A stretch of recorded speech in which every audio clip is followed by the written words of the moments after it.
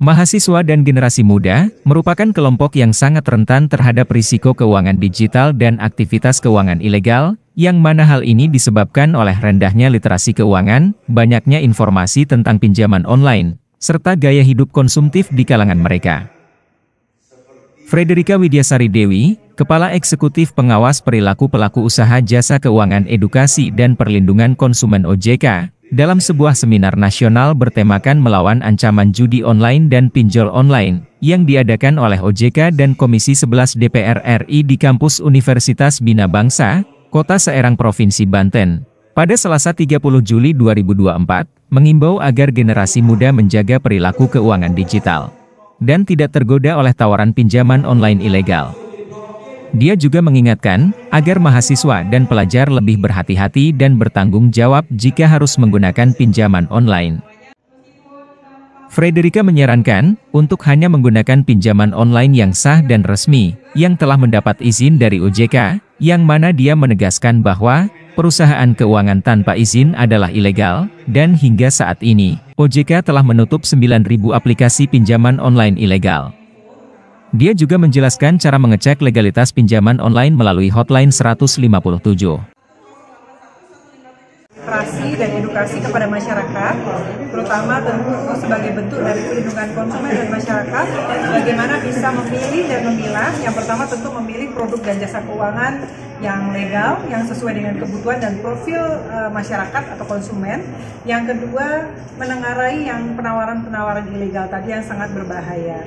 Nah tentunya kenapa tadi kita salah satunya memilih kampus, tentu saja selain yang disampaikan Pak Fauzi tadi juga bagaimana kita melihat generasi muda ini sebagai mereka yang akan meneruskan estafet kepemimpinan bangsa kita.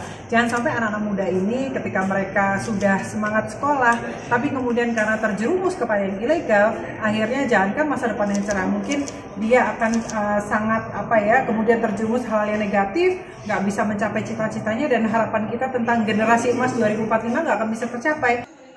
Anggota Komisi 11 dari fraksi Nasdem, Bapak Fauzi Amro, mengatakan bahwa kampus merupakan salah satu tempat yang paling rawan terpapar pinjaman online ilegal dan judi online. Berdasarkan data OJK, terdapat 101 pinjaman online yang legal, sedangkan yang ilegal mencapai ribuan dan merugikan keuangan negara.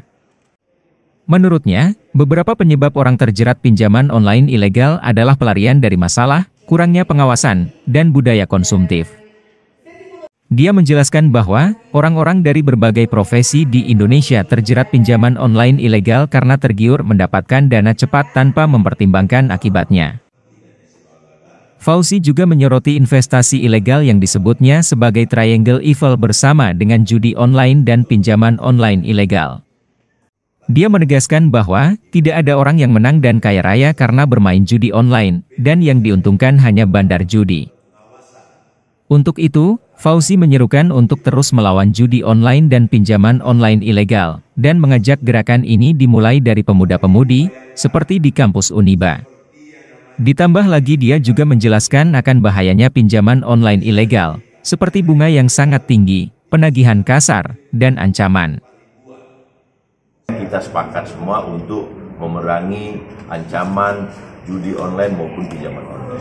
Karena ini sudah masuk darurat, baik pinjol maupun judol online. Nah oleh sebab itu, baik itu kerugian masyarakat maupun kerugian pemerintah, dan uang yang beredar baik di pinjol maupun judi online ini kurang lebih hampir 1.000 triliun, dan ini juga sangat berpengaruh terhadap pendapatan masyarakat, daya beli, tingkat kesejahteraan, ini sudah berpengaruh. Sementara itu, Rektor Uniba, Bapak Furtasan Ali Yusuf, menyatakan bahwa ancaman judi online dan pinjaman online ilegal adalah nyata adanya, terutama di Provinsi Banten yang masuk dalam 5 besar pengguna online. Dia menekankan bahwa judi online dan pinjaman online ilegal telah memakan banyak korban, sehingga diperlukan kesadaran bersama untuk melawannya. Tentu punya alasan. Pertama tadi sudah disebutkan, alasan-alasannya adalah salah satunya adalah yang terdampak atau tersasar adalah ternyata para dosen atau guru-guru.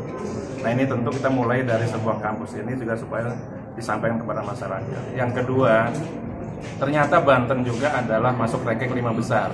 ini prestasi yang membanggakan, tapi bukan, tapi prestasi yang jelek sebetulnya. Makanya saya tadi nggak setuju kalau ini ditepuk tangan nih, karena ini adalah prestasi yang jelek. Nah, ini harus kita sadarkan juga, kita mulai dari kampus ini. Harapan saya adalah teman-teman media bisa menyampaikan ini pada masyarakat. Intinya ada dua sebetulnya. Judi itu semuanya untuk apapun akan dilarang. Kalau pinjaman memang ada dua, ada yang legal dan ilegal. Yang legal dibolehkan, yang ilegal yang tidak dibolehkan. Makanya pintar-pintarlah masyarakat memilih sarana untuk pinjaman online ini. Saya kira itu. Dari Kabupaten Serang, jurnalis Kabar Banten, Ahmad Lutfi dan Muhammad Hashemi Rafsanjani mengabarkan.